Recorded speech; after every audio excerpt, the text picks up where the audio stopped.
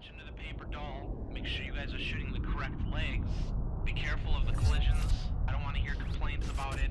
Work around it. Let's play this game. Sound resumed.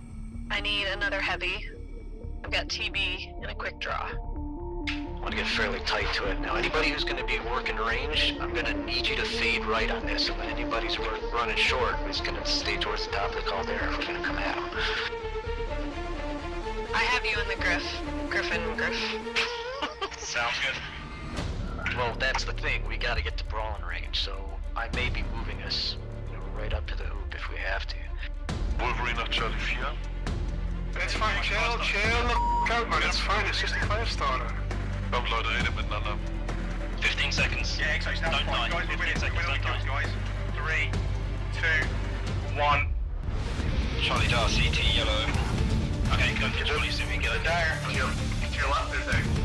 Sorry, so, jetzt guys, hinter die Indie-Pockets, Mediums, be prepared to pull back E40 towards the E5 border. On my mark. Left side, come on! Like now, I need strikes on empty barrels. Why are our strikes up? Die Hauptgruppe rechts, Uferlinie. They have 3 mechs sitting on the left side when you pass over. Overheating is bad. Both legs on the Griffin. Hit the Griffin. Sorry about that. That was such a That's right. I'm gonna spawn Lance, you guys in Charlie, Lance, you guys in Bravo. That's B2C1. This third drop is 2 lights, 2 mediums, 2 heavies, 2 assaults. Jetzt in die Breite, zieht euch in die Breite. Lights, watch our backs. We're gonna about base and take up position in Bravo 6. Ja, kurz Aufschaltung Delta 4-3 Stück, 2 Mediums einleiten, wie ich es richtig gesehen habe. Make a firing line. C4 Tactical Hill, boys. Fox. Laufen unter ECM, hab 2 durchlaufen, 10 Bravo 4. And get ready to hit people coming from our right. Charlie on the left, Charlie, Hellbringer on the left. Okay, let's group up towards the left. We're gonna press through Bravo 3 to Bravo 4. I think they're kind of spread out. Check yourselves. Make sure you've got, UAV cool shot. Hey, here they come. They're pushing hard, guys. Deco. Tez on. Go. Oh, got a contact here, Bravo 3. Nice, Marshall. I'm on Delta Griffin. Well, you cross it then. Get in their face. They got a highlighter. They just push up on Theta. We need help on Theta. Up on Theta. Yep, that's the noise. Go. Let's finish this. Full pressure, guys. Full pressure. They're down low. They're down low in Charlie 3. Get the f***ing arm, Jackson! Jackson, cool shot. Golf. I got him. Go, P3, go. Echo, go. Get over their medium, guys. Get Echo Stormcrow. God, I suck as a pilot, but thank I packed my skill. I'm sorry that you died, sweet girls, but we will send a reasonably nice letter to your family.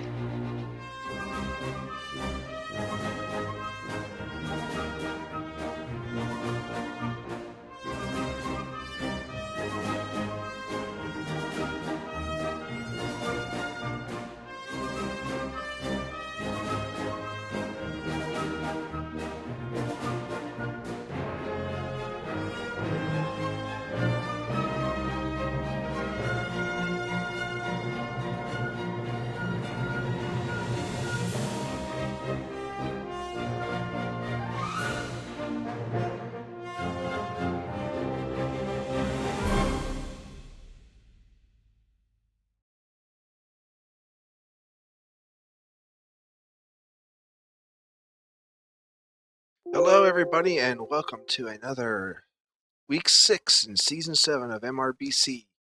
This is Poopinchar. I'm joined by Radek, Sailor Reddick. Hey guys. What's that? These are a bunch of no names. Oh, AC Glint, remember him? Hi, I'm getting Juju somehow. AC Glint's on the other team? Yeah. Wait, what? I'm getting Juju interference somehow. Bad kid. Huh, that's fun.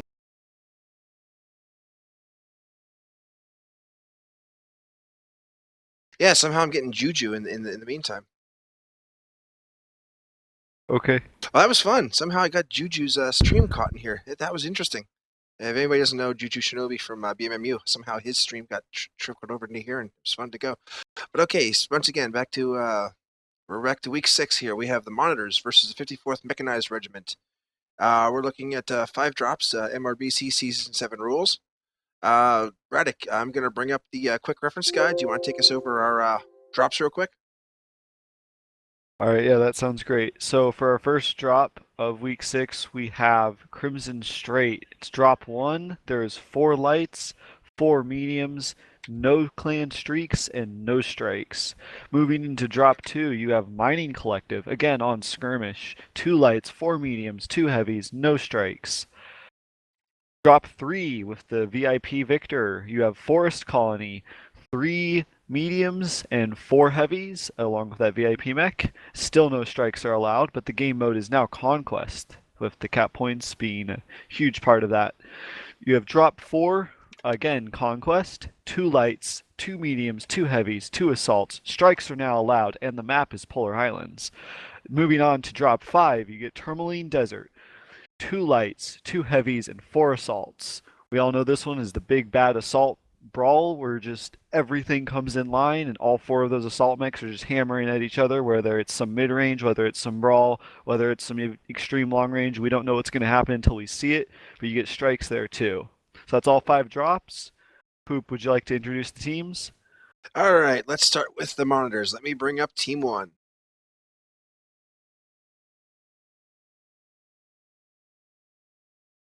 Monitors basically is a team created just last year, 2015, led by Kane and EX. You'll see the roster on the right-hand side. They definitely have an engine site. It's out there on Twitter. I put it out this afternoon, so if you're looking for a team, you want to find out what they're about, it's monitors.engine.com. Team 2, the 54th Mech Regiment, it's a brand new team, just kind of separated from their parent company. They also have a engine site, 54mr.engine.com, if you want to check them out. Roster's there up in front of you. You can take a look. They were previously the Praetorian Legion 5th. They were the Pacific Coast Regiment of the Praetorian Legion, now out on their own, striking it out for themselves to kind of make it big in the world of MRBC. Kind of give you a quick summary. Once again, we are on week 6. So the first drop, Crimson Straight Skirmish.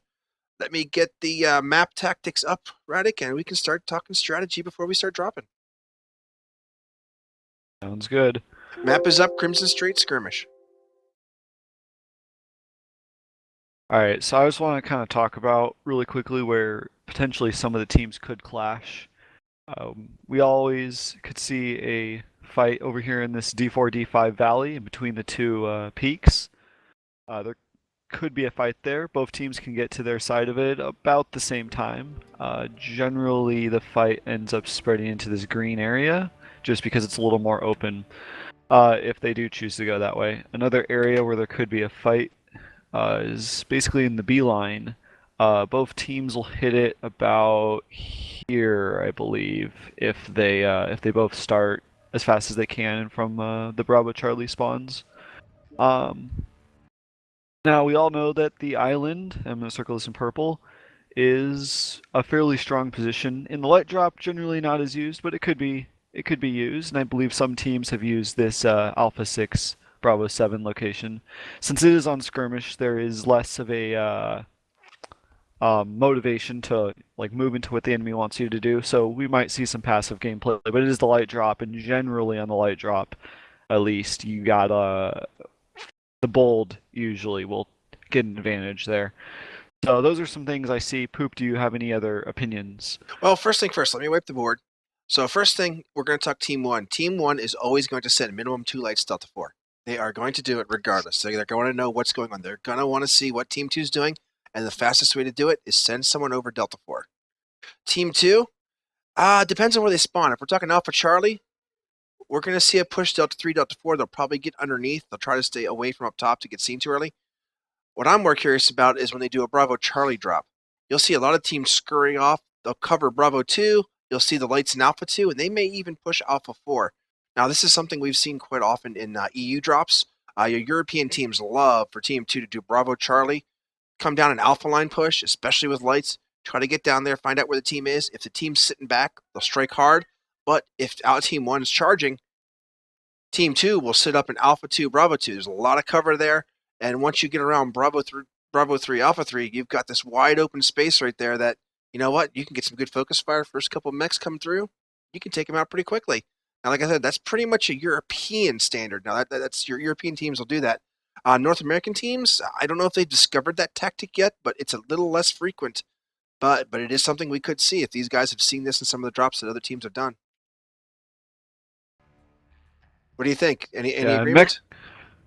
Yeah, I think it's totally possible. I think for mech choices, we're most likely going to see pretty brawly with maybe a little tiny bit of Overwatch at the most. Recently, I think teams have been really figuring out that if you can tank your way in, you can then use your brawl as an advantage over any sort of mid-range composition on the light drop. You're so fast, you can get in there. If you hit with a different angle with the lights, and you just start taking mechs out, you're going to drop them. So I'm pretty sure both teams are probably going to have a little bit of, or quite a bit of brawl. And if they do have any range, it's going to be maybe 1 or 2 mechs. So here's my prediction. I've kind of put the mechs out there. So I'm expecting at least 2 Jenners. Maybe it's 2 Jenner Oxides. Maybe it's 2 Jenner 2Cs. But 2 of one of those type of Jenners, and then the other one filling out the other. And then as well as that, I'm looking at an Arctic Cheetah. So my prediction for the lights, 3 Jenners of either the Oxide or the 2C variant, and a Arctic Cheetah. Small pulses, probably. Any objections to that, or do you lean Firestarter? A couple other lights. I think the Firestarter A is definitely a possibility. We've seen some teams starting to use the Wolfhound because it does have some pretty good survivability, and it can be a decent mid-range, or not mid-range, but like medium pulse laser range kind of poker, almost to help initiate a fight on your terms. So I think that those are also possibilities. What do you think there's going to be for the medium mechs? Medium mechs, I'm going with at least 1 Stormcrow, probably a Nova, a Griffin, and lately I've been seeing Shadowhawks make a return, specifically your 2D2s.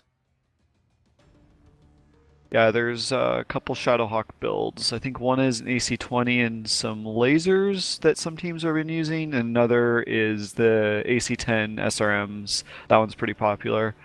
But I think a lot of teams are still experimenting, especially in the lower divisions and even some of the higher divisions, still experimenting with what their best mediums are. There's been so much, I don't know, it's so much diversity almost. Oh, we could see a multiple flamer, like Cheetah or something, like sticking just flamers on it. We actually encountered that in an EU drop against STS. I've also seen like that with the Arctic Cheetah. Griffins. They'll throw the SRM4s. They'll drop SRM4s and a couple flamers just to make sure that they get some extra punch in there too. We've been seeing that quite a bit with the Griffins. I think the key to using the flamers on those Griffins is they're not your primary weapon. You can't focus on the flamer. You have to fire your main weapon, but then when you have that chance, when you're not being focused, you don't have to twist as much, you don't have to jump around as much. You can just put some flamers on a mech for a couple seconds, and that really can help give you an advantage in heating them up. Sometimes mechs won't see it in time, and there's sometimes some bugs, I think, with the UI. The heat doesn't quite show immediately, and so sometimes you're overheating yourself without knowing it. So yeah, flamers definitely can mean a difference in the light drop. Now, does it mean enough of a difference that you'd rather sacrifice it for not like sacrifice a full laser loadout for a full flamer loadout? It's still to be seen. There's a lot of experimenting still going on with that, but I think it'd be really interesting to see a flamer mech and see how well it performs here. Radek, just want to confirm, did you get your invite? Lobby's getting set up already. These teams are getting ready. They want to start on time, looks like. Or as close to on time as we can get. Alright, I did get my invite. I'm accepting it now. All right, so you can see in the map here, we're looking at what we're expecting for what we could expect to see. Now, I've kind of duplicated some things. I know it doesn't make sense, but we're the expecting invite didn't go all the way through. I accepted, but it didn't.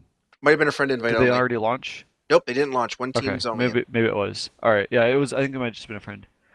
I'll wait for the next one.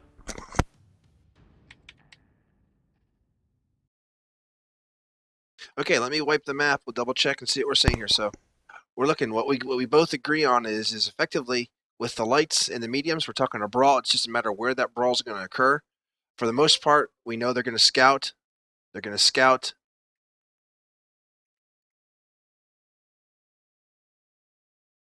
What we're not expecting is in these areas. Yeah, I don't think those are going to be used very often, but it could very well be used. I know teams have used a little bit longer ranged approach, but I think they're starting to figure out that just getting in there and killing the enemy team is the better way And to I'm approach predicting the over lights. there in Bravo 2, Alpha 2, that's an option. It's not primary, but it is an option now. If they do that there, that's going to be a very, very hard brawl to follow and watch, simply because there's so many buildings, but there is a lot of cover.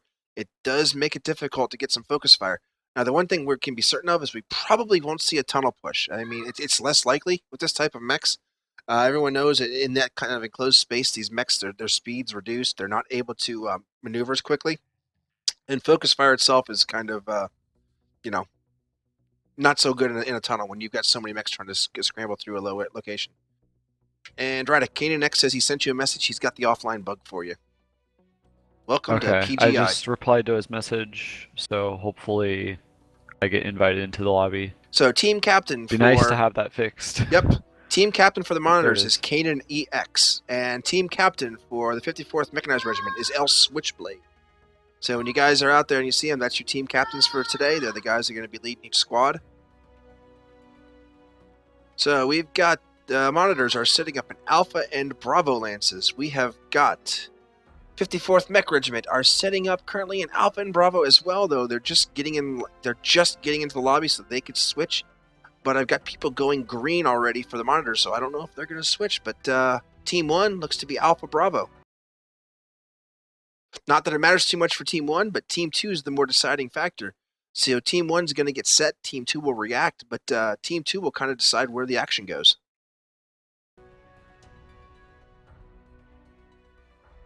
Yeah, we're just seeing pilots dropping into Team 2 right now, so I'm really curious to see what happens when they get all their guys in there, what teams will actually take, if they'll stay in Alpha Bravo or if they will go into Charlie at all. If Team 1 stays in Alpha Bravo, they'll have an interesting 4-4 split on the north and the south of their spawns. So I think they'll probably put some guys in Charlie. It's probably just not set yet. So kind of give you some And background. These two same teams, with Team 2. These two teams are very, very evenly matched in MRBC-NA Division E1. 54th Mecha Regiment is leading in C-bills, but they've got 15 drops won to 10 drops lost. The monitors, 14 drops won to 11 drops lost. So a single drop versus wins and loss separates these two teams. Now, in terms of C-bills, they're actually separated by less than 600,000 C-bills. So if the monitors were to win today, they could actually leapfrog the 54th Mecha Regiment to take third place in E1. So this should be a really close, really tight match of two teams that are performing very well in this division right now. Yeah. Very excited to see what's going to happen here. It should be really good. Okay, we've got all the players, Team 1, monitors, in position. All the players, Team 2, 54th Mech Regiment, in position. Monitors are kind of adjusting. Team 1 They're going, is putting people in Charlie. but it doesn't really matter too much for Team 1. Remember, they all dropped relatively in the same position. I'm more curious to see what Team 2 does in response. Are they going to stick Alpha Bravo where they're at? The distance in spawns is mostly for like a scouting thing or something. Yeah, the big thing to remember, and Alpha it can Bravo help positioning early. Alpha Bravo on Team 2 is the two furthest possible drop positions you could have. So what that means is that you better put your lights in Bravo Lance to get up there quickly, because otherwise your Alpha Lance, if you put your lights there, they're just going to be left out open to anybody that's pushing from Team 1.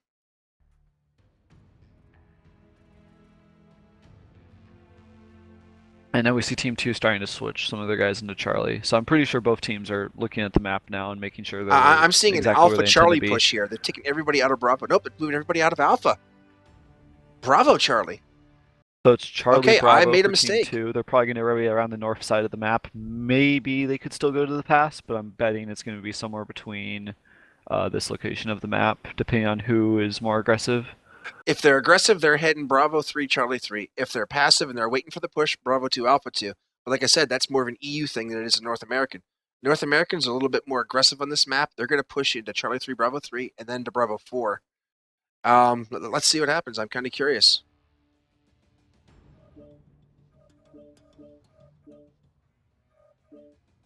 All right, it looks like one of the Team 2... Oh, there's There he is, Scotch Must have tape. just had to leave to go. Or Scotch tape, sorry. So Team 1, just Guy, leave for a second. 0320.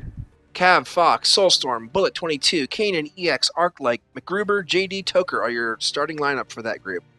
For the 54th, Scotch Tape, Hydro Kyle 240, The Raging Wampa, Sataya Agrara, El Switchblade, Maverick 38LL, Big Bubba Boss, and Batman 2213. That's your starting lineup for the 54th MR. Hopefully I don't talk too fast for you guys, but we got a lot to go through as these guys get ready. Board is green, all aboard. We've got Team 1, Alpha and Charlie, Team 2, Bravo and Charlie, and we are getting ready to launch. Key to remember, no strikes. 4 lights, 4 mediums, skirmish mode. Usually the consumables used in these drops are either double cool shots or cool shot and UAV, as the UAVs are very, very important for getting that intel. Because of how fast the drop is, knowing that there's someone on your 6, especially if you're in a medium, with the ability to one-shot people from the back with some of these SRM builds on some of the lights, it can be kind of scary. So that intel from the UAV is so, so important. We should be seeing a lot of UAVs pop up once there's any type of contact. I just want to kind of remind everybody too, this is the brand new overlay that Bandit B17 has put together for us. So this is kind of a new overlay that all the MRBC casters will be using, but we will have C-bills for you at the end of each match. We'll have the winner, we'll have the loser. We'll kind of give you an update what's going on so you can see in real time what you would normally see in the match stats. So if you like the new overlay, if you don't like it, send Bandit your comments. He'll be able to work in whatever he can. Everything is automated now. You'll see the team logos. You'll see the rosters. Everything we got is pretty much set up, ready to go. It seems that there is a slight delay. Kanan XE just notified the other team that something is up. So I'm guessing that it's Bullet 22 who's unready. There's probably some mistake or a bug or something. I mean, we know a lot of times you'll see this exactly the most. Yep, a lot of times you'll see a disconnect happen in your TeamSpeak before you'll see in the actual lobby. So it could be, we don't know, but hopefully that's not it. But that's usually what you'll see. Is you'll see a disconnect in your TeamSpeak, then it'll happen up in Mech Warrior because we all know Mech Warrior is a little slow.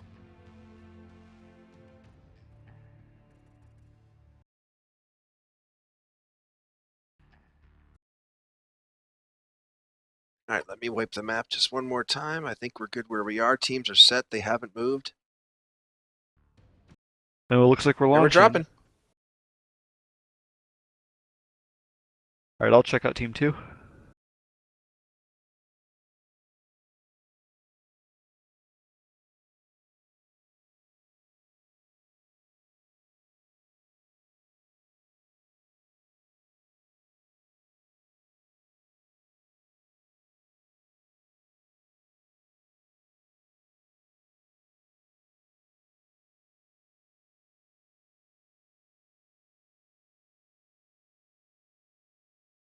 All right.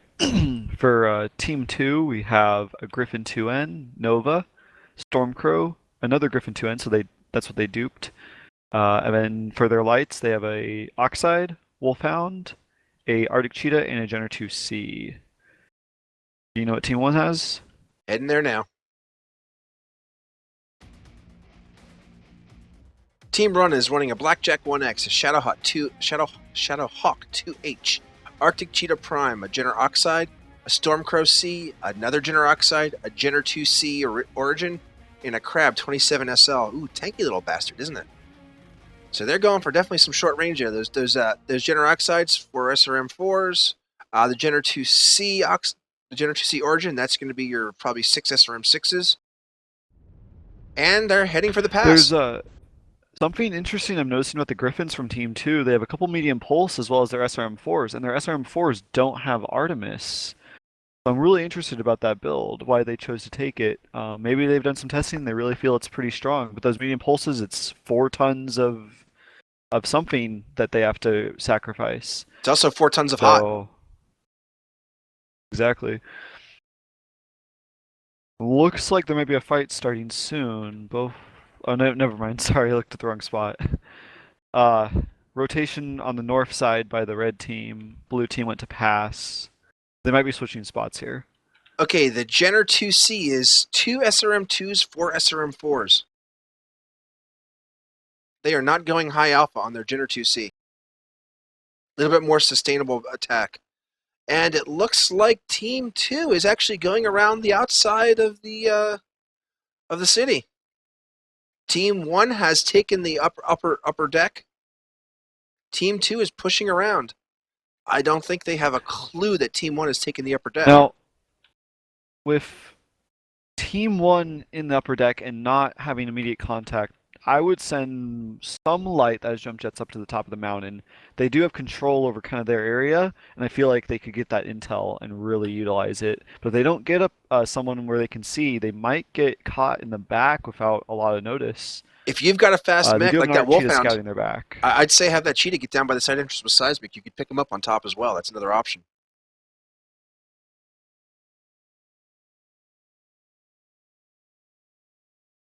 And it looks like the 54th is continuing to circle around the mountain. I hope we're not going to see a NASCAR here.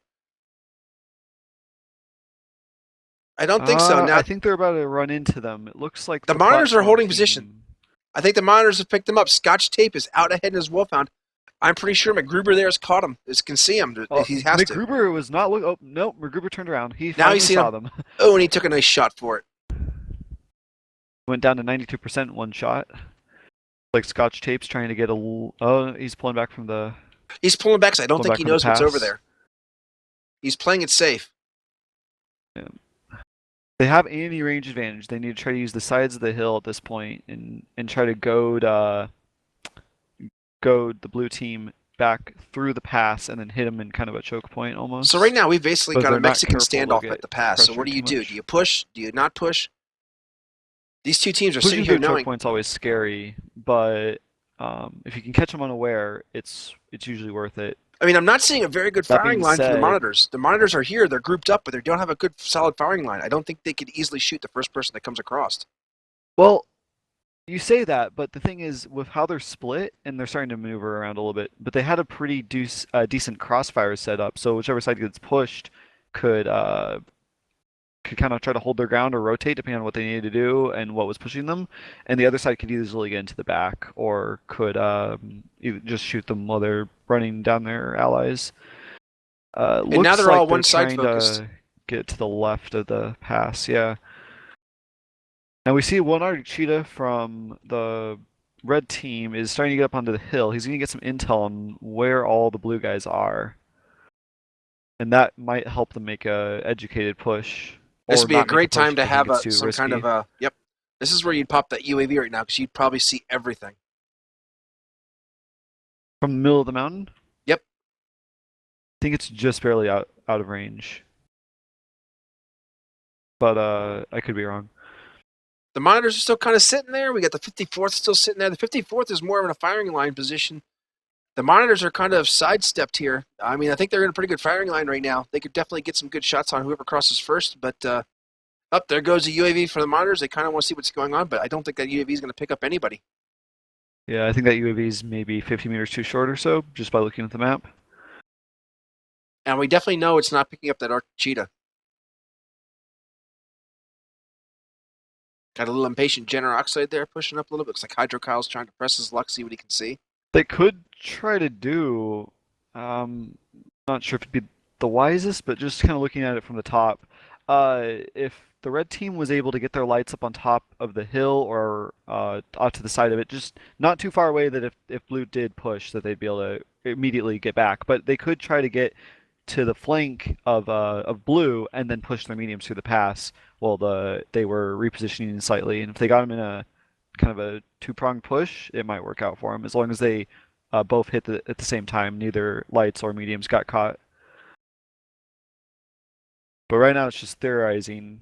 Neither team's taking any initiative at this point. My personal guess, they're probably waiting the last 2 minutes, and then we're going to see the push. We'll see that last-minute brawl. I mean, both teams are set up to receive a push from the other side. It's just who's going to lose patience first. Remember, there is too, a slight advantage red has just by the fact they have the Arctic Cheetah that's constantly giving eyes. I don't think blue has something similar to that. the only bad thing here is that this map, if it goes to a draw, MRBC rules state that the team that wins the most drops will then get this drop then as a win. So you do not want to draw this map if it comes close to it, especially with these teams only being one win different from each other. The only reason you'd really go for that draw is if you knew you could win those conquests because you knew that your opponent was just not as good at conquest. If you're afraid they might be able to whip you at the skirmish game for whatever reason, you could try to play that game just to just to force the conquest fight. Now the Archie on top's been spotted finally and has taken some fire. Taking a little bit so we'll damage. see I don't think how- too much. Nothing serious. We'll see how he responds to that. He's kind of hopped back down the other side, but he's not really doing anything, just sitting there. The other thing to remember is that Kind of MRBC looking for through this some season, of the mechs. damage does not count for a win this season, so you cannot win on damage only.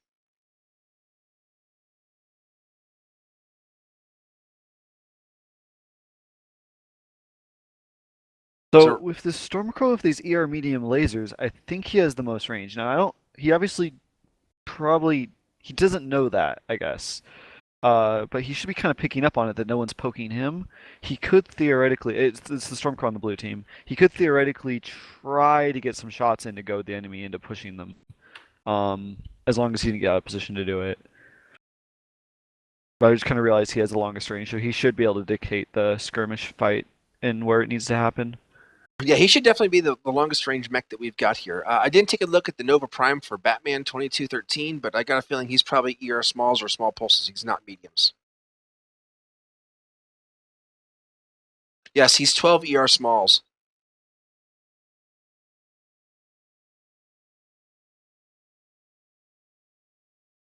Well, by now I'm sure the teams have been able to look at the Twitch stream and see exactly what's going on for both teams. Yeah, I'm kind of sure they're sitting on the other side waiting for the other person to push. And it looks like the 54th's getting a little impatient. Those Jenners are starting to push up a little bit. They're getting closer. Here comes the Arctic Cheetah. Yep, Yeah, here we go. We're getting the 54th might push. be ready to fight the monitors. Here we go. That Arctic Cheetah's first. He's got not much support with him, but they're going. Who's the Arctic Cheetah first? is running through the enemy lines. If he turns some people around, even if he takes some damage for it, I don't know. The Raging Wampum, his Jenner 2C kind of went low. He didn't stay up high. Oh, So that's Tay not at good. 33%. He made it team. through. And it looks like the Stormcrow Bullet 22 is about Definitely to go taking a down. good bit of hit. He Now, goes down. The Arctic Good Cheetah's focus fire. sacrifice may have been very, very important here. Because the Arctic Cheetah's still alive, and it's probably He's the alive, least but barely. damaged mech. Probably the least damage-dealing mech, so it's a good one to go in first. If they focus on it, they're not getting your big hitters And out. Fox in the Shadowhawk 2H goes down. We have one drop from Team 2, but 3 drops from Yep, it's 3-1 Team in 1. favor of the 54th. The Nova from Team 2 is about to go down, and the Arctic Cheetah from Team 2 Finally goes so down it's after quite a bit of possible- tanking. Possible Blue can bring this back, but they are now at 4 losses, whereas Red is at 2 losses. And we got a couple And mechs heading Blue down has underneath. decided to stay on the bottom. The Nova from Red does go down, and it's now 5-3. And I'm down underneath with the action. The Arctic Cheetah from Blue now goes down, so there's only 2 left on Blue. Still 5 up from Red. Dolstrom is, was the last one, and is There we now go, Red yep. King Crab. We got an 8-3 victory in favor of the 54th Mech Regiment.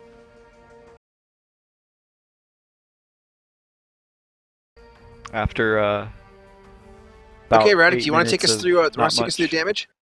Yep, I got it. So, on the 54th, we have the Jenner Oxide of 338 points of damage and 2 kills. That's pretty good from him. And we also have a Griffin 2N by Maverick 38 with 316 damage. Those are 2 fairly high-scoring pilots, it looks like. And looking at the monitors, we have the highest damage being from the 2 lights, a Jenner 2C and a Jenner Oxide, with a third highest being another Oxide, 307, 304, 230 from Kanan, JD, and Arclight. So, looks like the damage was much more even on 54th. Much more cohesion in how they attacked is that's a good sign. And now we're back into the lobby. Yep. So we've got 1-0 lead for the 54th Mech Regiment, who gets 300,000 C-bills for that first match. The Monitors for their 3 guilds get 75,000 C-bills for that first match.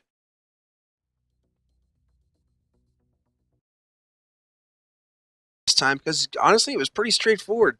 They went Both teams kind of set up where we expected, but we saw the Team 2 basically looped around, and they basically switched positions, and what we got was a nasty brawl around Delta 4. Not really much to talk about here. It was really what had happened. What kind of seemed to be a little bit of the key here was that Arctic Cheetah coming through and turning the entire team. So the 54th sent that Cheetah in. He tanked, he drove, he ran, turned a bunch of mechs around, and the 54th came in and just wrecked face.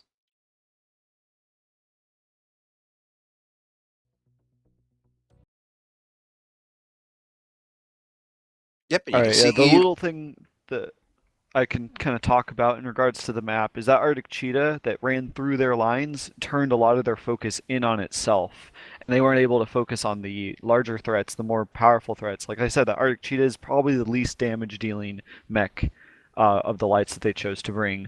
So if he goes through them and he dies, it's not as big of a sacrifice as something like a General Oxide that's just being wiped, or a medium that's going in first that's just being wiped. So he was able to kind of push through, and I'll outline it in orange so it's a little more easy to distinguish. He was able to push through and not die and draw the blue in on itself, whereas the rest of red moved around the far side of the valley and was able to just kind of have a rolling push into the side of blue. And I think that was the big difference in why red and blue lost, or why red won and blue lost. Yep, which brings us to our next map. We've got Mining Collective, Team 1 versus Team 2 on Skirmish. Now, the teams are getting set up already, Radic, but you want to take us through what you would consider to be what you think is the optimal strategy for this map? All right, so it really depends on what teams feel comfortable bringing, I think. There is some high buildings, as we can kind of see. I'll just mark some of them in blue.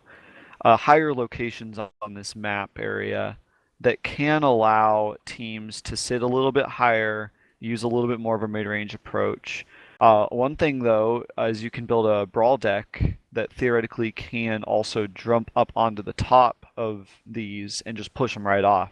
So it's kind of a gamble. I don't know the teams well enough to say what I think they're going to do, but mid-range is probably a possibility, as well as brawl. As long as you know ahead of time, you got to bring enough jump jets. So you got to test it out in the testing grounds or in the private lobby or whatever. Figure out what your mechs need to have enough jump jets to get up onto these higher places, or else you're going to be a brawl deck that's running around the bottom, potentially with a lot of laser vomit that's just sitting up top and can't be actually pushed away. So if you can't continue your momentum with a brawl deck, it's going to get slowly destroyed in a longer match.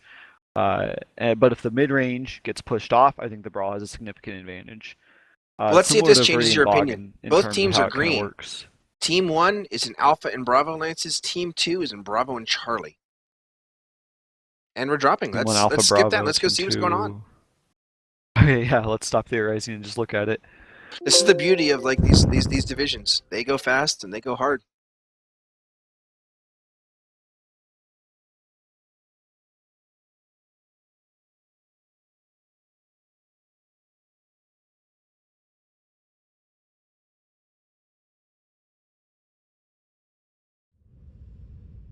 I'm heading over to Team 1 now, Radic. You want to tell me what you can see on Team 2? All right, Team 2, we have a Griffin 2N, two Griffin 2Ns again. They seem to really like those Griffins. An Oxide and 2C, and we have a Timberwolf C, Stormcrow C, Nova Prime, and Black Knight. I'm going to go through some of the loadouts and really kind of get a feel for them while you go for Team 1. Team 1, I've got an Enforcer 4R, a Blackjack A, a Hunchback 2C, a Black Knight 7, a Black Knight 6, an Arctic Cheetah, a Stormcrow C, and a General Oxide. So it looks like the two heavies are kind of mid-range Overwatch for Team 2, whereas everything else seems to be a fairly heavy brawl. The Griffins are actually the exact same loadouts as they were in the first drop that we had. But the Timberwolf and the Black Knight that they added, the Black Knight is large pulse medium lasers, and the Timber looks like it's the trial variant with 3 mediums and 2 large pulse. Don't know if it's actually a trial. No, it can't be the actual trial mech because it is going to 87.1 kph. But it so it has the speed tweak. That's what I'm trying to get it to. So it has to be mastered out or at least deleted. Anything interesting on the other so side? they have a that you can couple see? Overwatch, and the rest is brawl. No out of the ordinary builds at this point? Oh, the Griffins I think are still a little weird. but that's on them to decide that, and I'm not going to critique it too much. And it looks like the 54th is setting up once again. Now, I've seen other teams, in fact, we've done it ourselves, set up back there in the tanker area. You do that if you've got a little bit more range and pokiness. It's definitely an option there if you've got the range and you can handle it. You've got some nice firing lanes across Theta if you want to get Overwatch. Now, in terms of the Team 1, the monitors look like they're moving to Theta, but they're doing it cautiously. I don't think they know where the 54th is hiding, so it looks like they're trying to take Theta. They want Theta, but they're just doing it slowly.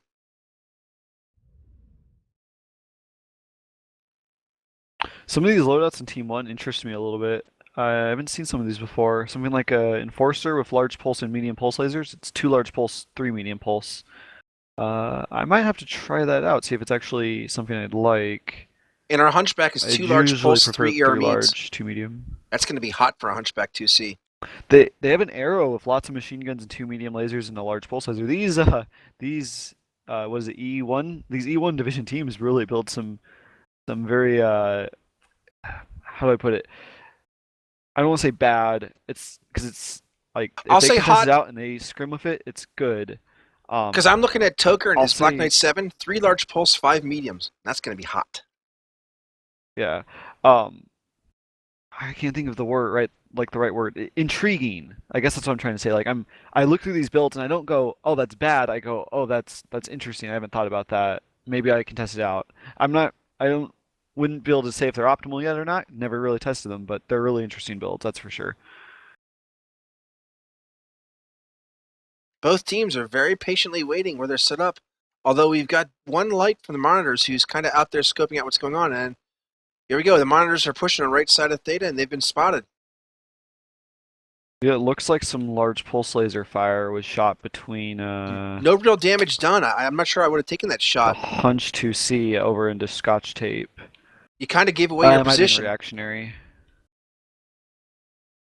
So it almost looks like the 54th is readying to kind of ambush the But I've got Hydrokyle monitors. on the Oxide and Maverick and the Griffin are out of position. If the monitors push in now, you've got 2 high damage mechs that are really not in a position to strike. They're a little far out there for my taste. I'd rather have them in closer. Griffin, Oxide. Okay, the Griffin maybe is a little too far out. The Oxide can easily get right in there in a few seconds. I think the Griffin needs to switch with the Oxide, though, on positioning. The light should be further to the flank rather than the medium. They should be picking up seismics here, though, on this Definitely corner, picking up seismics. From And I see Switchblade and the Wampa Batman kind of reacting. should be picking them up. Now, I'm really curious if monitors know exactly how these guys are set. So I don't think they are. They're still kind of looking around. They're not entirely sure about the positions. Yeah, I think they're trying to figure out what's going on. There we go. We got our first Oh, poking. it looks like there's a little bit of skirmish right here. We'll see if a full engagement happens. The Griffin and the Oxide do return from Yep, there they red. go. It looks like they're trying to get in the back. This BJ Solstrom might get backcourt out, depending on what this Griffin will do if he's aggressive enough. And we're The just downright Timberwolf to a Big brawl right Bubba now. Boss is being kind of wrecked. He's running across from one side to the other. It still looks like they're skirmishing. There's not a full contact from both teams. On this side, the Griffin 2N is getting shredded a little bit by the arrow, but shots are returning to the arrow from the Oxide. But it looks like right now the monitors are getting the best of the trades. They're a little bit healthier. I say that as several of them take significant damage. The Griffin 2N and the Timberwolf and Nova are all in critical condition, whereas only the from Team 2, whereas only the Stormcrow is in critical condition from... Oh, but the Stormcrow goes down. Stormcrow goes down. From Team 1. And the Timberwolf, Big Bubba, goes down. That's an even trade. And Actually, Griffin no, 2N. that's not even a trade. There's 2 mechs, 1 heavy, 1 medium, goes down for just 1 medium on the blue team. Although this Blackjack right here is about to get harassed by some lights. Soulstrom does go down. There right he goes. So it's 2-2. You got now a Griffin. The Enforcer's Yep. about to go down as the Griffin. He's getting Oxide, focused. He's and down. TC are on him. So blue really needs to get in there now. It's 3-3. They've let Flank just get pushed. And Kane and EX is getting They are focused now. holding their own though. McGruber comes Now back it's to help. 3-4 in favor of 54th.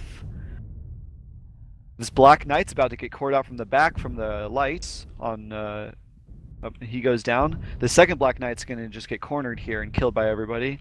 Good So it focus looks fire. like it's pretty strong in favor of 54th. Yep, and MacGruber's the again. last one standing in the Arctic Cheetah. Yep. In this Arctic Cheetah, find a mech and kill him. If he ran over to the If he can Black look for Knight Scotch tape and happened to find know him. from his teammates. Yeah, if his Scotch tape or teammates Dom the let him Destroyer. know, someone has to let him know that Black Knight's almost dead. I mean, he has teammates that can still talk. But Scotch tape, look, he's being smart. He's staying out of range. Hmm? There we And go, the Cheetah does 8-3. go down.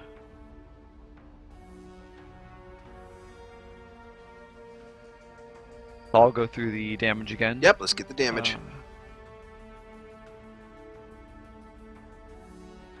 Alright, we have scoring really high actually from monitors, even though they lost 546 damage in a Black Knight by Guy 0320, and right next to him his buddy Black Knight, 465 damage from JD.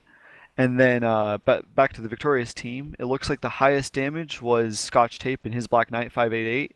He had 3 kills as well. And then you have, following that, Jenner Oxide by Hydrokyle 240 in 428 damage with a kill. And the Raging Wampa, I kind of like that name, with 4 kills, 342 damage in a Jenner 2C. And those are kind of the higher scores. Everyone else is a little bit more of a, like, Nice even 300 or spread. below. It's pretty much equal across the rest of And- the damage. Yeah, and it looks like, honestly, the first mechs that were focused had sub 100, but everything else on both sides had above that. So some pretty good firing going on there. Okay, let's give you obviously the 54th ran So before we a go little to the bit map ahead of that. tactic, we got the 54th Mech Regiment, 2 matches to 0. They're now at 600,000 C-bills, and the monitors 150,000 C-bills. Let me get the map tactic up. Let's kind of review what we saw there. All right, Reddick, map is up. All right. Whenever I look at this, it looks different than the battle grid does. So, do you know where the red team was kind of sitting? I can't Over by ever the Charlie find the Lance. spots. Oh, it was like right over here, right? Yep, that's over there by the oil Okay. tankers. I always get the like 90 degrees reversed in my head, and it messes with me. All right, so let me just kind of draw this. So we had red kind of sitting in a few different spots, a little bit spread out, and blue moved around the map a little bit. They were over by Theta for a tiny bit, and then they started to move over by Charlie 4. The Hunchback 2C kind of saw a Black Knight around this area. And so the Hunchback 2C was like right around here, and he just took an initial shot. That let both red and blue kind of know where each other were. And from there, it looked like blue started to push and wanted to really, I think, isolate this corner right here. Well, red had some mechs that started to work more on this corner of blue. And then a few exchanges happened to where it kind of evened up. I think red realized they could make a push with some of their flanking mechs, and they killed, I think, 2 blue guys went down right here. And then that's where the red lights just got into the back of everything and started really messing them up, while blue was still focusing on kind of pushing through and trying to assault through that corner and hitting the remaining red mechs that weren't on the flank. And it just devolved into a general brawl from there out. All right, let's get up the next map. This is going to be Forest Colony Skirmish. I'm sorry, Conquest. Wow, yep, this is Conquest. This is drop 3. This is also the Commander Assassination, so each team is required to bring 1 victor. Map is up. We're talking Conquest here now. Another thing to remind everybody, there's no lights on this drop, so you can sacrifice mediums, or not sacrifice, but you can change mediums to be a little faster to try to get more of a light ability to help you with those caps if you want to kind of play the cap game, or you can keep the medium usually a little bit slower and with a little bit more firepower depending on what chassis, what engine, and all those customization options you have in MechWarrior. So I'll kind of give you a head start here. Team 2 is an Alpha, Bravo, and Charlie Lances. Team 1 is an Alpha and Bravo Lances. So Radek, what do you think? All right. If I see all 3 Lances Team 2, I'm thinking they're going to try to send at least 1 fast mech to Theta, 1 to Sigma, and maybe several mechs to Kappa. If I'm Team 2. Team 2 definitely. Oh, let me. Yeah. Oh, sorry. Oh, shoot. Didn't mean to do that. But yeah, Team 2 definitely has quicker angles on Kappa and Sigma.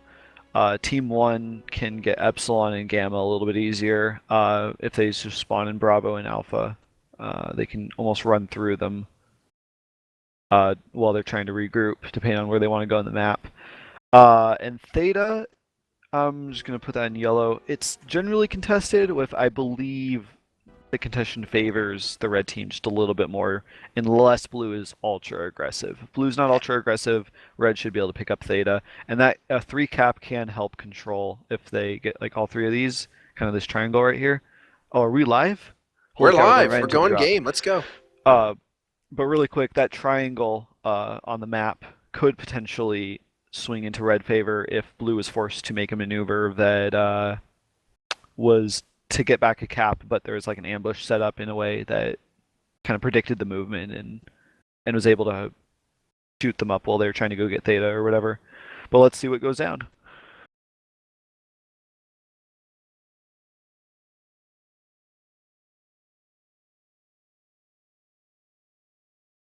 Now, we can't get you to the mechs yet because everyone's in their dropships, so we'll get Well, them as soon as I they come actually in. went to the dropship because I'm super awesome. Red team has a Black Knight, 2 Black Knights, Timberwolf, and a Victor. And let me check the other dropship. I have a Nova. Oh, it's fast. I got Team 1 and a Blackjack 1X, a Cicada X5, a Victor Dragon Slayer, Hellbringer, Wolverine 6K, a Black Knight 6, a Black Knight 6, and a Grasshopper 5H. All right, and back to what before the other dropship ran away.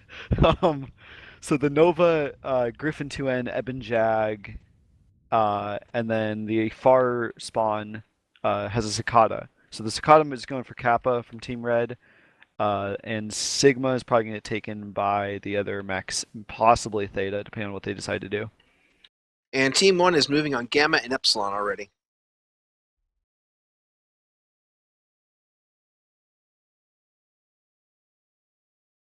So it looks like we've got the 54th is moving on Kappa, Sigma, and Theta.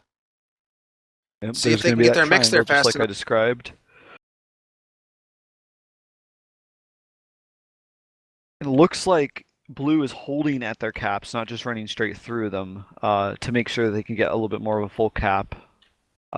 So they're not super aggressive, and they're also not moving straight toward the archway, so they're not going to contest Theta early on. And it looks like Batman Unless and they switch the Switchblade are movement. taking Theta. So they've got a Griffin 2N and a Nova Prime over there by Theta. A little bit of Brawly mechs there to give us cover. In the meantime, here comes the monitors. Blue is actually switching to a little bit closer to the archway, so maybe they'll get eyes on red in a little bit here, depending on Soulstorm in the what Cicada they see. X5 just went through the archway. And here comes the 54th kind of in response. They're kind of setting up left side there, closer to Theta. They're setting up a firing 54th line. seems to be starting to set up a fire lane. Yep, exactly.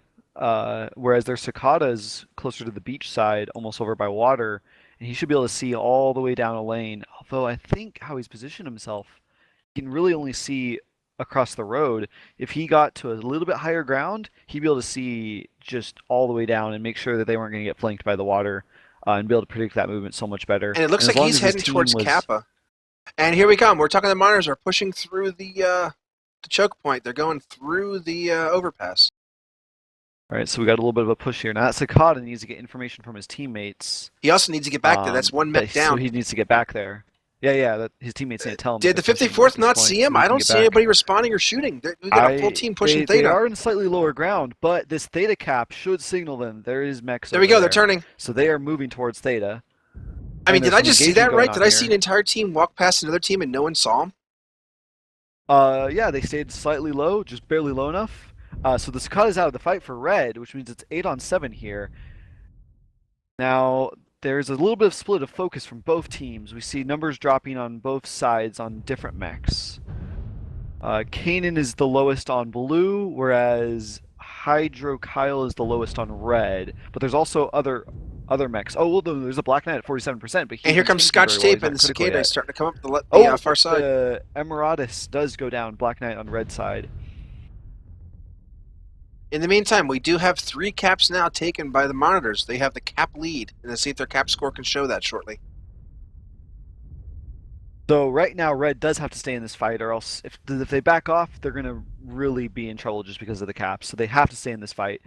They have to make sure that they can focus down the mechs, try to bring it back.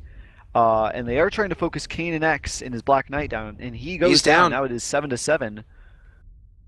However, 2 of the mechs on Red are almost destroyed. So if And Bullet and the Dragon Blue Slayer is gets a at couple of good shots in it- 57%. Ooh, And the Dragon Slayer goes down. really quick in this Black Knight. Looks like Maverick might be about to drop here in his Ebon Jag. 39%. We have a Hellbringer Cave Fox. Apologize if I butchered the name.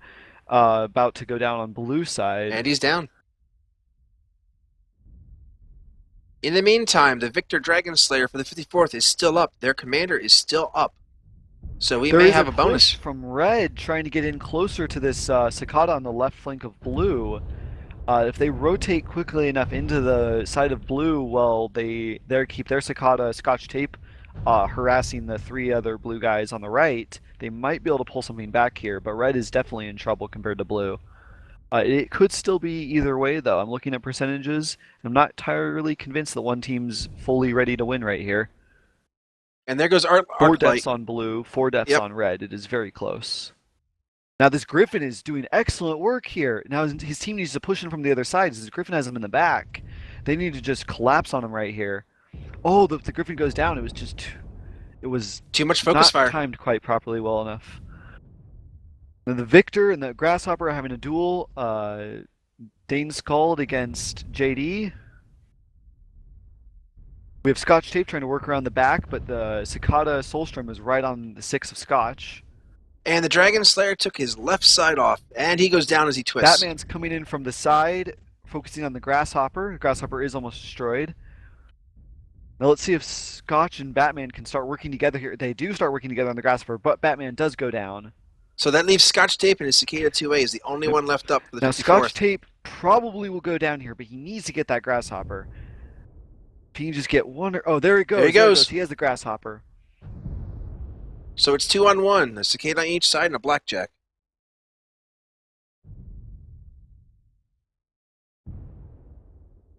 Very likely that... Oh, Scotch Tape There he shuts down goes. and goes down.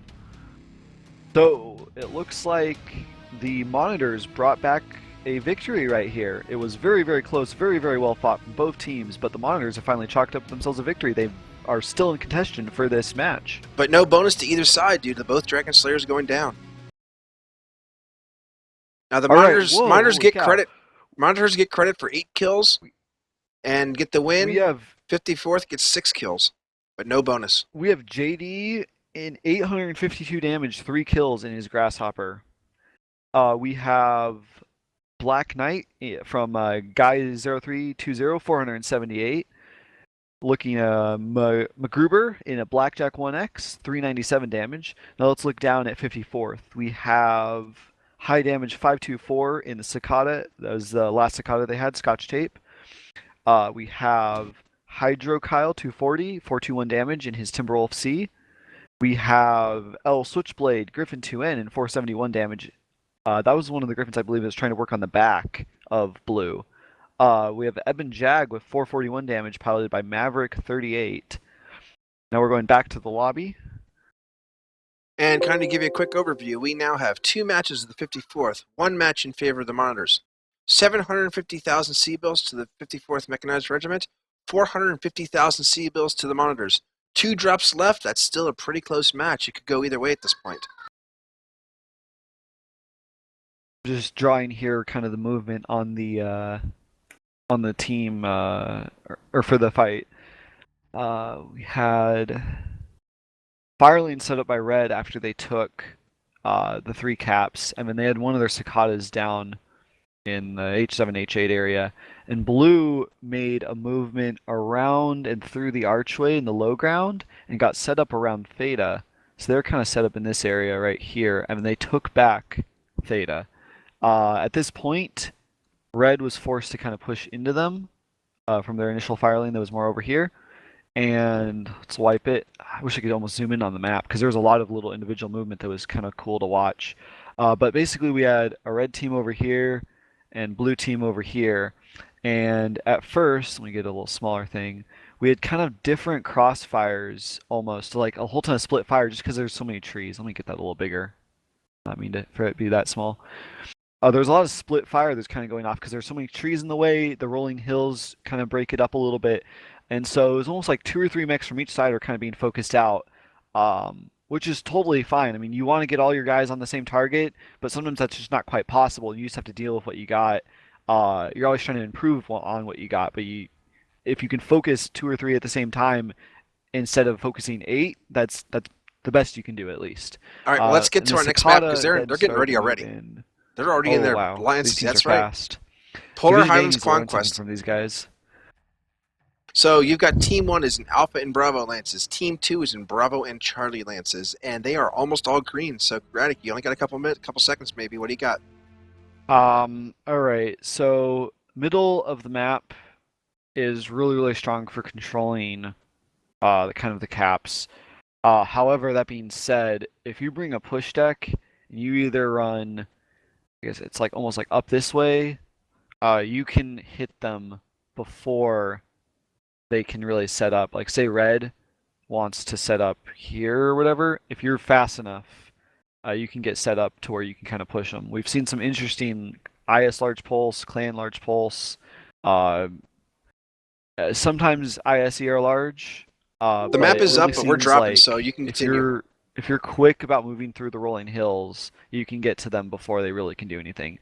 And if they are set up really far back, then you can control the caps and force them to come a little closer to you. Set almost like an ambush up. SJR did this really excellent ambush they set up, I think, right here. And then we got a little too close to that. We were here, and then we moved up a little bit, so we didn't see them. And we had some ear large, and that just didn't work out for us. But anyway, I really want to see what these guys do on this map.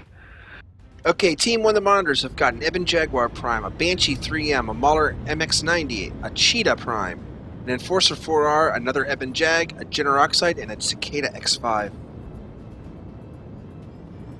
Team 2, the 54th, we got Oxide Cicada, Griffin 2N again, the Battlemaster, Black Knight, a Banshee, another Black Knight, so the Black Knights is what they duped on, and an Arctic Cheetah.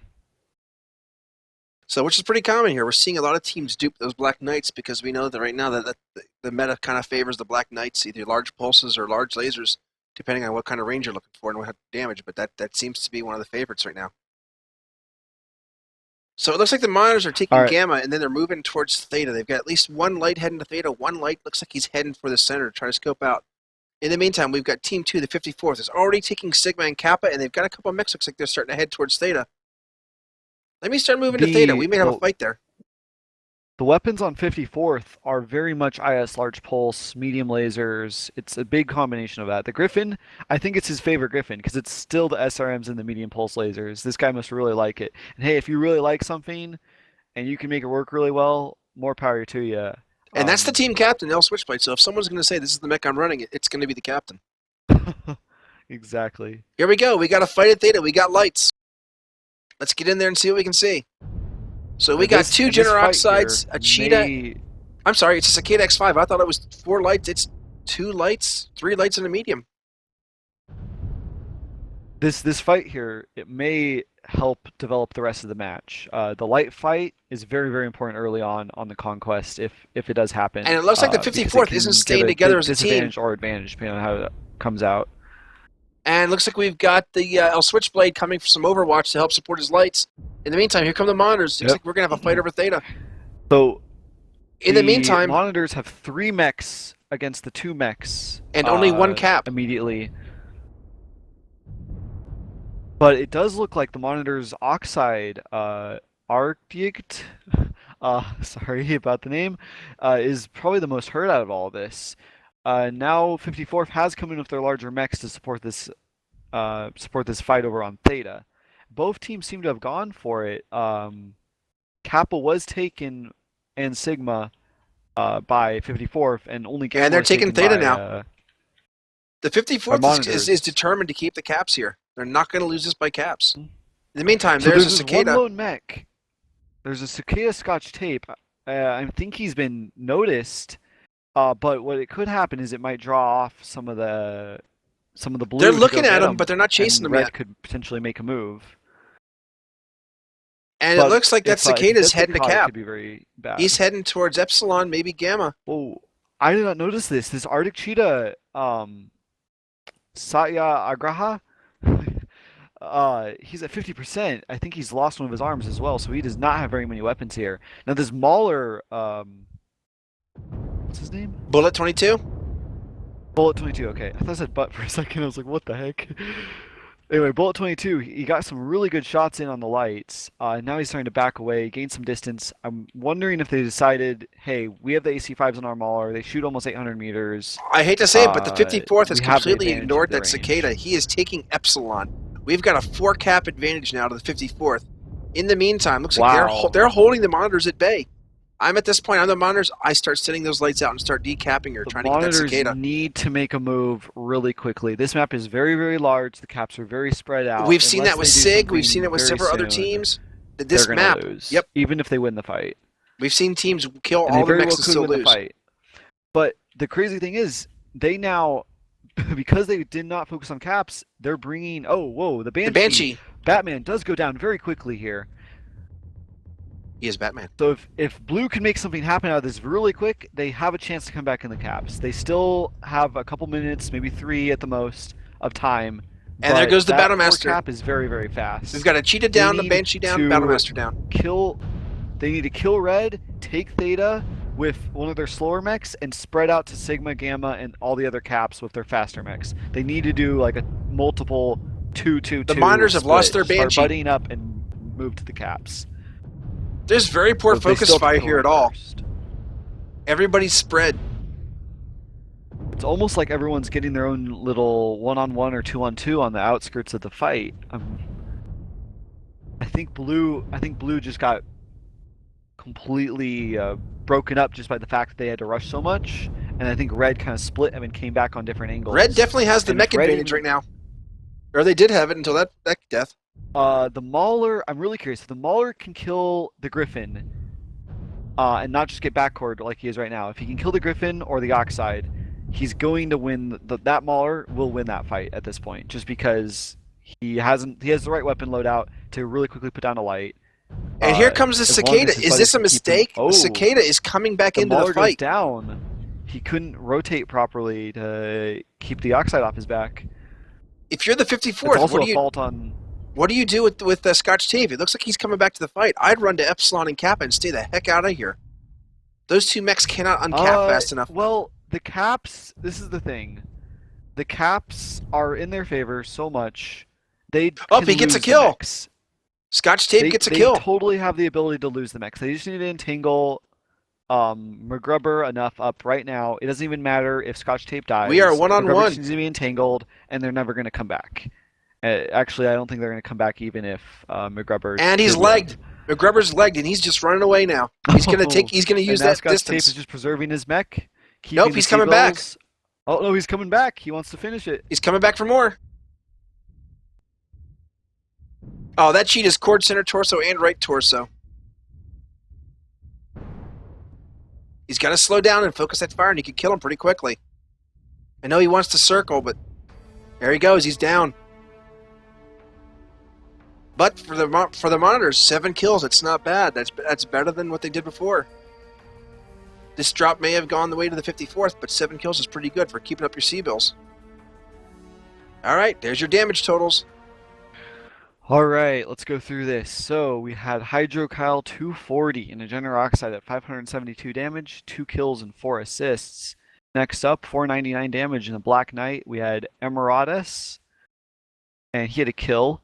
We had L Switchblade, 413 damage from the Griffin 2N with 3 kills and 3 assists. Now looking back on the monitors, we had... Oh wow, their damage is really even. I really like a team that can pull that off. We have JD in 408 damage from his Banshee. We have Guy 0320, Eben Jag, 397 damage and a couple kills. 389 damage from Bullet 22 in the Mauler.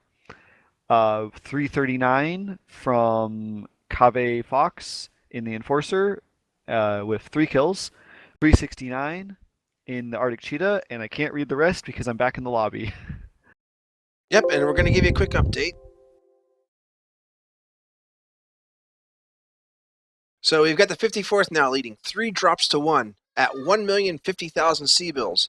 The monitors, 625,000 C-bills. So you can kind of see why it's important for you to keep your kills up. Man, 625,000 C-bills is pretty significant by getting your kills up. But let's go back to the map quickly. Okay, Radic, map is up.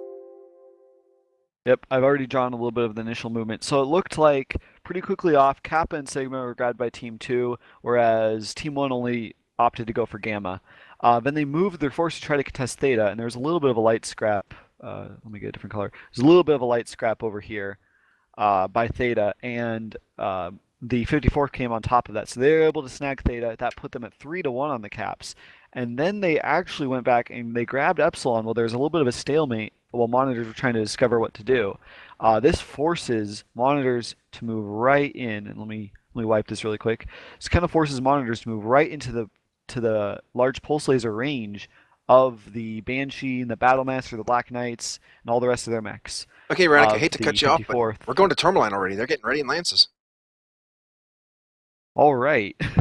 Well, either way, Tourmaline Conquest. Conquest. Red forced the fight. Red won because of how they forced the fight. That's the gist of what happened on Boreal. Okay, Radic, your map is up. So Team 1, the monitors, is in Alpha and Bravo Lances, and Team 2, the 54th, Bravo and Charlie. No, they don't both have Alpha. Okay, so because they don't have Alpha, we're probably not going to see anything along Delta 5, Delta Echo 4. That's sometimes a very right out of the gate fight that can happen right there. But because of their positions, I'm guessing Team 2 might try to either sit back, which is possible. They could also go for Sigma and Kappa, try to get their back caps, or they could make a rush up to the lower side of Theta with a fairly short, like a short mid-range, like we're talking IS large pulse and below. Maybe a couple clan large pulse in there just to give them a slight range capability. We're dropping, but I'll leave the map up while we load. And Alpha Bravo from Team Blue. So they are probably looking to control kind of their corner on Delta 5 right here, which could give them insight onto Theta. And then maybe take some other mechs and crash down onto Theta. It's really, really hard to say. We have to look at the loadouts to really know what they're going to try to do.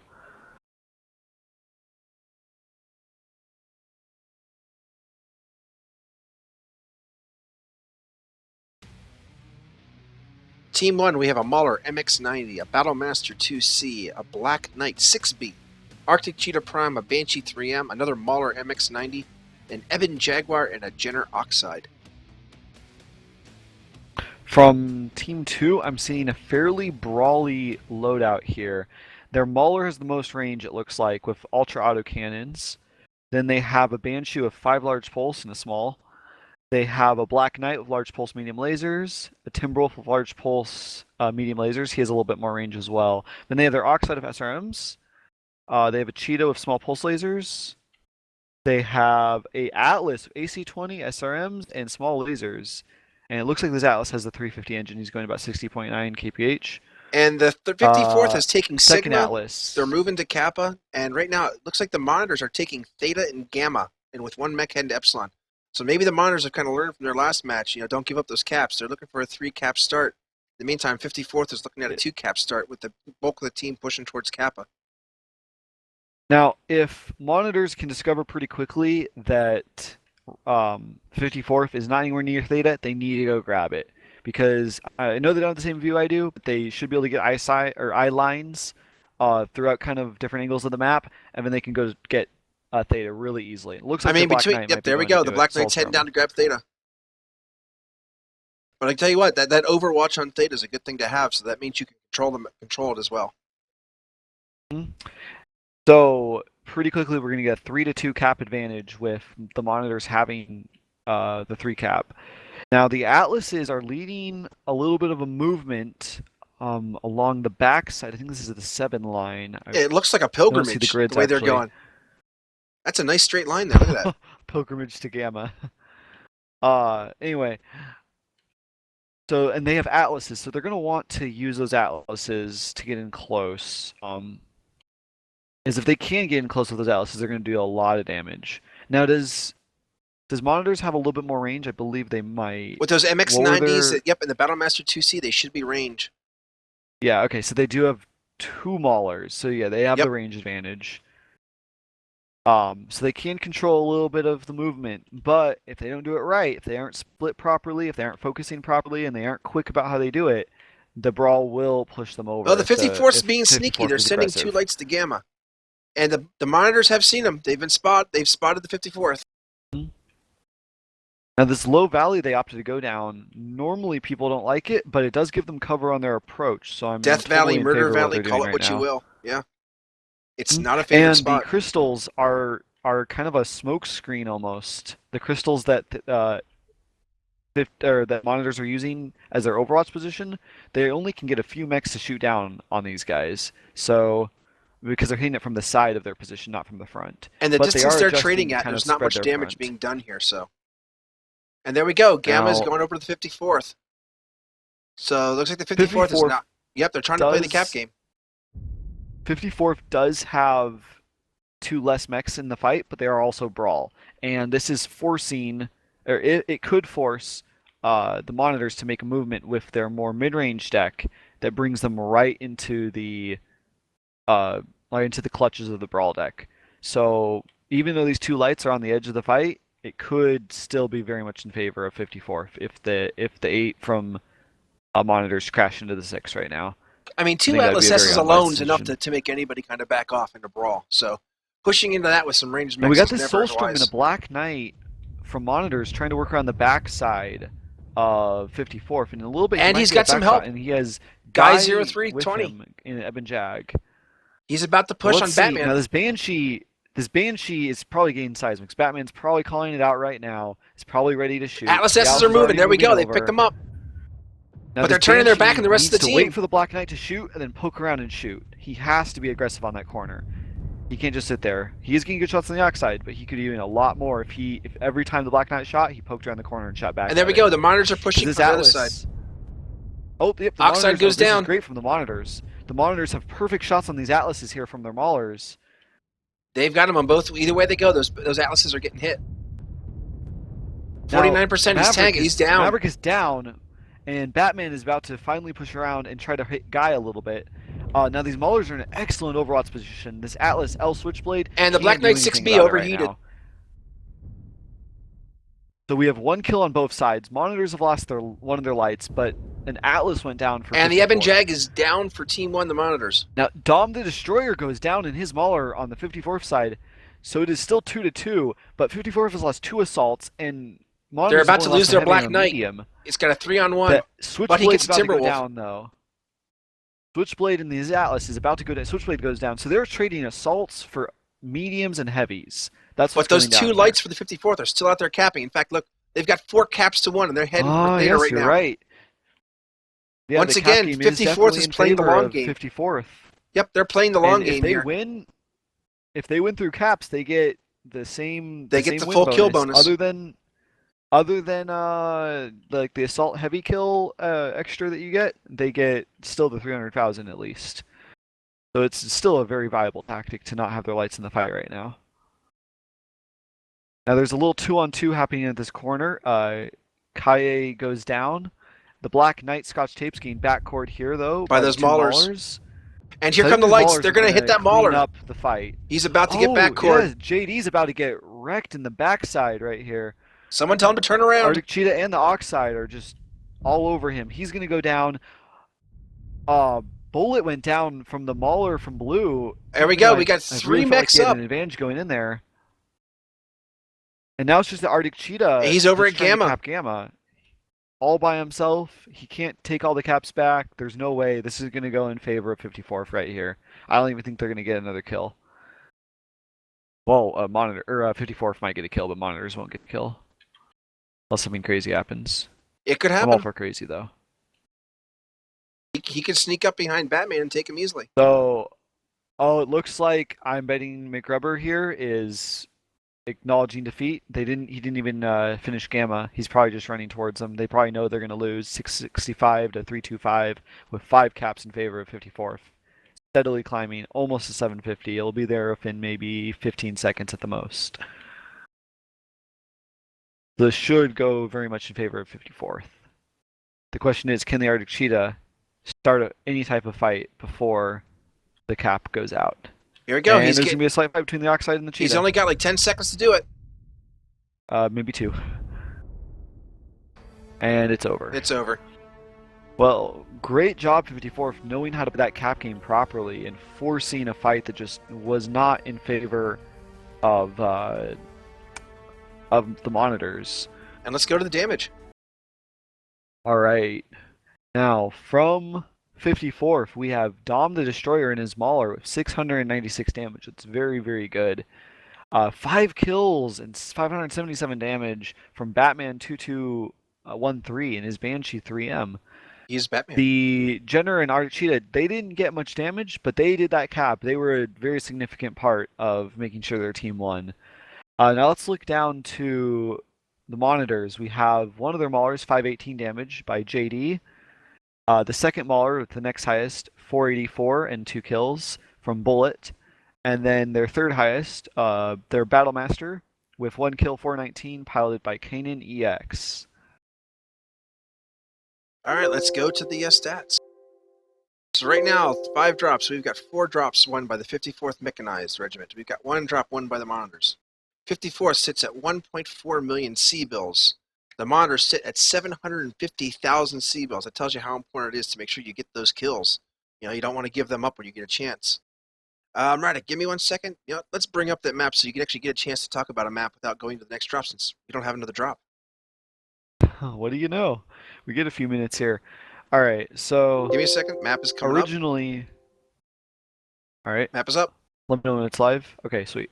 So originally we had Team 2 picking up Sigma, moving to Kappa, and getting their lights over to Gamma, whereas Team 1 was able to pick up Theta, and I think they went and grabbed Epsilon. And they originally had, it's wiped. Okay, I'll retry this. So Sigma, Kappa for Team 2, and then they eventually went and capped the back cap Gamma from Team 1, whereas Team 1 really only could hold on to Epsilon and Theta. And then Team 2 went around down Fox 7 and kind of stayed down in this lower ground with their Atlases up here at this top part, and they had a Banshee here and a few other mechs scattered around. Now Team 1, the Monitors, they were up in the staging area, and at first they couldn't really shoot down onto Fox 7, but they eventually they kind of switched their line to more of a spread around here. And then they made this movement that kind of got them the high ground, shooting right down onto the 54th, whereas they also had a couple of their heavies flank around the backside. And what this did is, let me wipe this so we can get a more clear picture. The 2 Atlases from 54th responded to Batman's seismic, at least I presume he got a seismic, to move down to engage the 2 heavies. And the Maulers, excellent positioning and excellent situational awareness of what was going on. The Maulers from Monitors got really excellent shots in their the assault mechs, the Atlases from 54th, and it really looked like Monitors had this in the bag for the fight at least. Now they'd have to scramble to go get those caps afterwards, as we saw the Gamma cap and then eventually the Epsilon and even Theta were taken by the light. So that was excellent work by those 2 light pilots. Poop, did you really see any other important details to talk about? Other than the fact that the lights were doing the heavy carrying here. I mean, the fact that they were out there capping the entire time. So basically your assaults and heavies were nothing but cannon fodder to give the lights time to cap. It was the difference. The 54th was looking long-term for the win here. They know that they've seen other matches, teams that ignore the cap. They may win by kills, but they'll lose the entire match on caps. Their Atlases did a good job. They were able to hold off the enemy team, even if it wasn't just that long of fighting. It was more intimidation, and they were just able to then turn the tide. Once those lights came back in from capping, they turned the tide. They came into the back of the Maulers of the Monitors, and they just cored them out from behind. It was a deciding factor. Got a couple fresh lights coming against some assaults that have been in some heavy fights. Those lights are going to have some easy pickings. Exactly. So what else? What else can we talk about? What were the C-bills again? Can you refresh my Give me a mind? second. I got to bring it back up.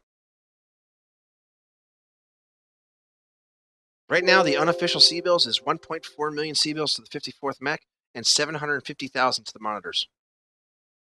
So that puts 54th well ahead of the monitors. Is this their final week? I don't know if this is their final week or not. Let me check the league. No. There's one more week. There's one more week? They have 54th will be fighting. Oh no, 54th has their final match because they don't have a match for week 7. Whereas the monitors will fight Taw Galaxy Clan Wolf. And it looks So like the the monitors still have a 54th, chance to get more C-bills. the 54th with that will temporarily leapfrog over top of the Seraphim TST Alpha.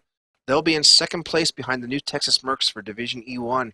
So, and it looks like the Seraphim have one more match as well. They've only completed 5 of their 6. New Texas Mercs first place with 8.15 million C-bills. They're kind of in the lead. I don't think anyone's going to catch them. They still have a match as well.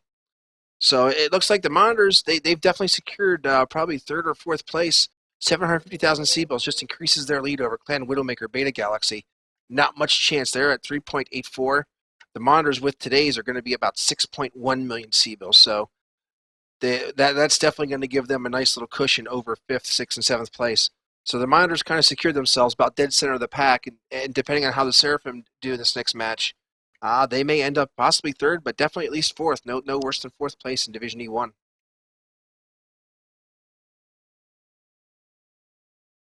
All right. Well, I want to thank everybody for showing up. This was a really fast match, a really short match.